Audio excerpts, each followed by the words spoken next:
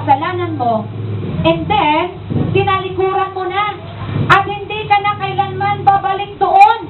Hindi mo na kailanman babalikan yung inihingi mo ng tawad na ginawa mo nung una. Yan po ang tunay na ibig sabihin ng repentance. Dahil ang nais nga ng Diyos sa kanyang mga anak na naipanganak na muli sa Espiritu ng Diyos, mamuhay ng kalugod-lugod, isang buhay na kalugod-lugod sa harapan niya. Matuwid, malinis, kaaya-aya, walang kapintasan at banal. Dahil sabi nga sa binasa natin, ang Diyos ay banal.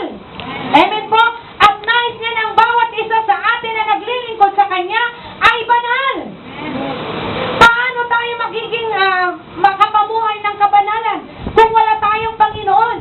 Pero sabi ko nga, kaya nga pinaunawa ko muna sa atin kanina bago tayo dumako sa kung ano o paano tayo makapamumuhay ng isang buhay na kalugod-lugod sa Diyos.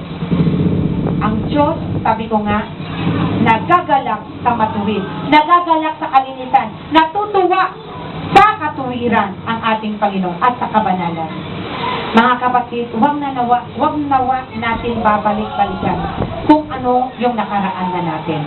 Iwanan mo na, talikdan mo na, layuan mo na, at si Lord ang harapin mo. Si Lord ang pagtuunan mo ng iyong paningin, ng iyong puso, ng iyong kaisipan, upang sa ganon, mapagtagumpayan natin ang lahat ng gawa ng dyablo sa buhay natin ngayon sa ating hinaharap. Amen po ba? Amen. Dahil sinasabi ko muli, walang mahirap sa Diyos.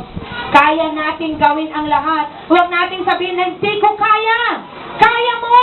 Pagkatiwala mo ang iyong buhay, spirit, soul, and body. Ipagkatiwala mo sa Diyos. Spirit, soul, and body. Hindi lang ng iyong body. Hindi lang ng iyong spirit. Sabihin natin kasi spirito nga, ito daw yung pinerfect na ng Lord nung tinanggap natin. Tama po. At kapag patuloy tayo na dumudulog sa Kanya, ano ba napapalog sa Spirit? Sabi nga is, worship, prayer, word, fellowship. Ayan po ang napapalog din. Kung tuloy-tuloy po ito, tumatatag po yung ating relasyon sa Panginoon. At ang ating soul and body, tumatatag din. Kaya kung ano man ang gawa ng dyablo, mapagtatagumpayan natin. Amen po?